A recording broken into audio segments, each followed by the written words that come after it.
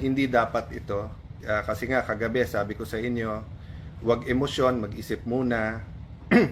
Kanina nung nag-unfold yung pag-aresto at wala pa yung warrant of arrest pero pinag-uusapan na nandyan na, I was soberly and quietly patiently listening. Yung isasakay siya sa eroplano na may petition siya sa Supreme Court at walang Philippine Court na nagsasabing dapat siyang i-extradite or i-surrender sa Hague. Anong nangyari? Anong nangyari sa inyong mga human rights advocates? No? Hindi ko nilalahat kayo sa Ateneo Human Rights. Pero tama ba yon? Sasakay na lang siya sa eroplano tapos dadalhin doon. May petition siya sa Supreme Court. Walang korte, ni isang korte sa Pilipinas na verify muna yung warrant of arrest na yan. So, yun po ang sinasabi ko kanina na pray for the country, we're in a crossroad, pray for the PNP. Hindi pwedeng may korte sa ibang bansa, huhulihin mo tapos isasakay mo na lang sa eroplano.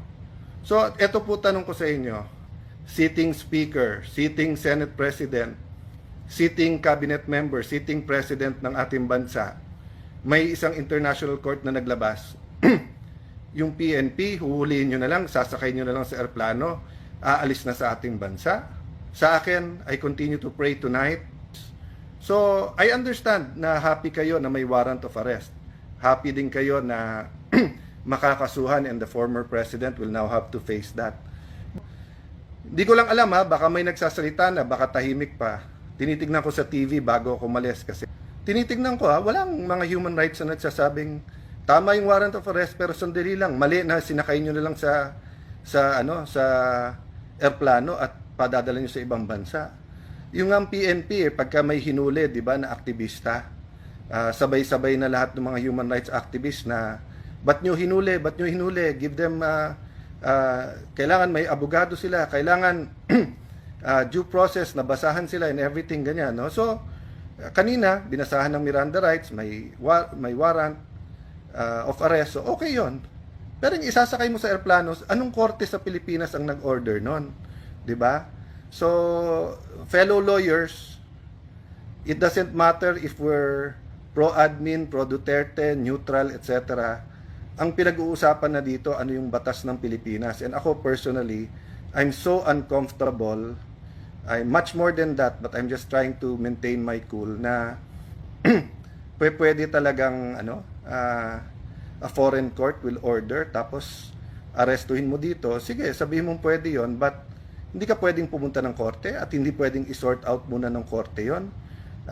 Bigla mo na lang isasakay sa airplano. No wonder si Kitty sabi niya, this is the plane na kinidnap yung yung tatay ko, di ba? Gobyerno natin ngayon, tapos whether sa krame or kung saan man siya i-detain, di ba? Pero yung hindi mo binigyan ng 24 hours yung kanyang mga legal counsel na questionin to sa korte.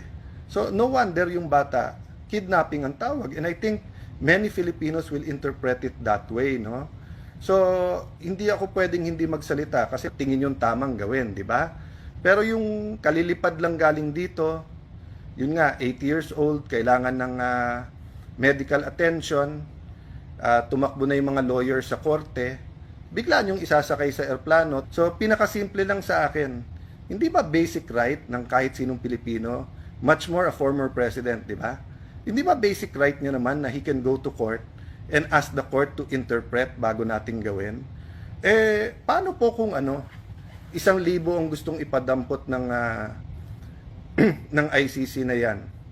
So 1,000 eroplano na ba ang nakahanda para ilipad isa-isa at hindi na pwedeng pumunta sa korte? Diba? So let me pose that question. If the ICC now orders the arrest of the whole Supreme Court, they order the arrest of the whole Congress or Senate, they order the arrest of a sitting president, will we now arrest them and put them on a plane and send them there? Sabihin nyo, absorb? Hindi So nung 2022 halimbawa, nung bago yung administrasyon, you have 2 Congresses who supported PRD. You have the Supreme Court na nakaramihan at that time was appointed by PRD. 'Di ba? May mga court, may mga cases na So pwedeng sabihin ng ICC, sama-sama kayong lahat. Hindi natin hinintay yung korte. Paano yung mga lawyers na kailangan niya doon? Paano yung doctors na kailangan niya doon? 'Di ba ang tinuturo sa atin, pinakasimple, ano ba yung reasonable?